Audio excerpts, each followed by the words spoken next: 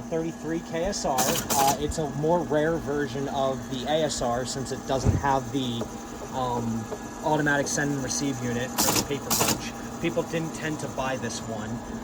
This unit, I built this little tiny adapter board here based off of design from DRAM on, he's one of the, I think he's a member of VCF.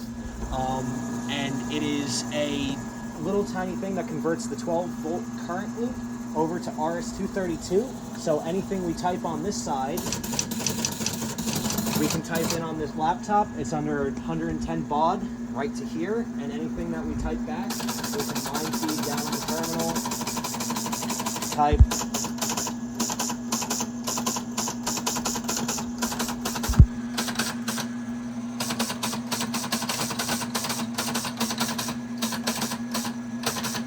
How long did it take you to repair that? This took me a few weeks. I bought this thing about, what, a month ago now?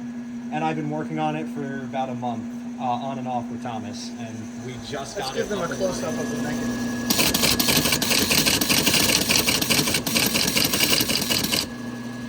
That's wonderful. This is running over putty. The coolest thing that I've done to it so far is if we close out of the little terminal window, and if I run this, look at the teletype.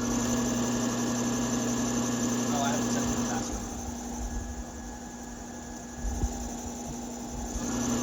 Now on here,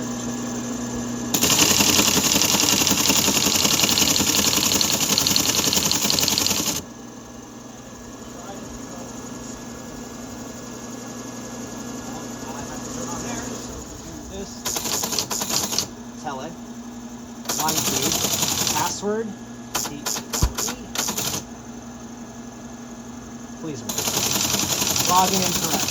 Alright, so I have this, there's a problem with Linux where I don't have the kernel compiled to accept the old style line feed carriage return separately, so I can't actually log into the unit, but it is now currently,